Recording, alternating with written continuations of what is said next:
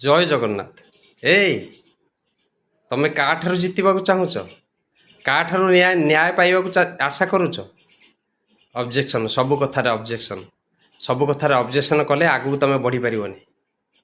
ଯେତେବେଳେ ପାହାଡ଼କୁ ତମେ ଚଢ଼ିବାକୁ ପଡ଼ିବ, କେତେବେଳେ ତଳକୁ ଚାରି ହାତ ଖସିଯିବ, କଣ୍ଟାରେ ଆଘାତ ପାଇବ, ରକ୍ତ ଲହୁଲୁହାଣ ହେବ, କିନ୍ତୁ ଲକ୍ଷ୍ୟ ଆପଣଙ୍କର କ'ଣ ଥିବ?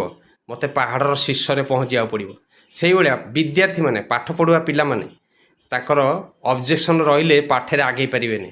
ହେଇ ମୋ ଭାଇ ଏଟା ଗାରେଇ ଦେଲା, ତମ ଭାଇ କେତେ ଭଲ ପାଉଛ, ଟିକେ ଗାରେଇ ଦେଲା, ବାପା କତିରେ ଅବଜେକ୍ସନ୍ କରୁଛ। ଅବଜେକ୍ସନ୍ କଲେ କ'ଣ ହେବ? ବାପା ତାକୁ ଦଣ୍ଡ ଦେବେ। କାଠାରୁ ଜିତିବାକୁ ଚାହୁଁଛ?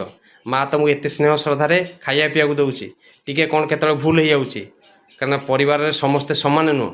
ତାଙ୍କୁ ସବୁ ଅବଜେକ୍ସନ୍, ଯିଏ ସବୁବେଳେ ନ୍ୟାୟ ଅବଜେକ୍ସନ୍ର ଚିନ୍ତା କରେ, ସବୁବେଳେ ନ୍ୟାୟ ପାଇବାକୁ ସଂଘର୍ଷ କରେ, ତାର ପରିଣତି ଭାରି ଭୟଙ୍କର। ଏମିତି ଦେଖୁଛନ୍ତି ବହୁତ ଲୋକ ପୋଡ଼ିପାଡ଼ି ହେଇକି ମରୁଛନ୍ତି। ସବୁବେଳେ ନ୍ୟାୟ ପାଇବାକୁ ଆଶା କରିବନି। କେତେକ କ୍ଷେତ୍ରରେ ନ୍ୟାୟ ନୁହଁ, ନ୍ୟାୟକୁ ତମେ ନ୍ୟାୟ ପାଇବାକୁ ଚେଷ୍ଟା କରିବନି। କେତେ କ୍ଷେତ୍ରରେ ମାନେ ସହିବାରେ ଜିତିବା ଥାଏ, ହୃଦୟକୁ ଜିତିବାର ଥାଏ। ସାରେ ମୋର ଗୁରୁ, ତାଙ୍କ କତରୁ ମୁଁ ନ୍ୟାୟ ପାଇବାକୁ ଚେଷ୍ଟା କରିବି। ନିହାତି ଯେଉଁଟା ଖରାପ, ଅତି ଅସହନୀୟ ଜିନିଷ, ସେଇଠି ନ୍ୟାୟ ପାଇବାକୁ ସଂଘର୍ଷ କରାଯାଏ। ଯେଉଁଟାକି ଅତି, ଯେଉଁଠି ସାବାଡ଼ କରାଯାଏ, ଯେଉଁଟାକି ସେ ଗୋଟିଏ ଭୁଲ କଲେ ସେ ଅନ୍ୟମାନଙ୍କ ବହୁତ ଲୋକ ପ୍ରୀପୀଡ଼ିତ ହେଉଛନ୍ତି ଯାହାର ଭୁଲରେ, ସେଇମାନଙ୍କ କ୍ଷେତ୍ରରେ ନ୍ୟାୟ ପାଇବାକୁ ଚେଷ୍ଟା କରାଯାଏ।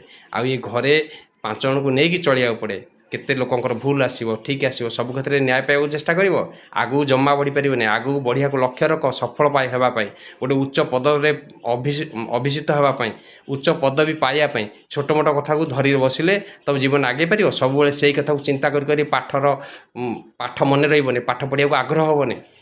ବୁଝିପାରୁଛ ତ? ଜୟ ଜଗନ୍ନାଥ।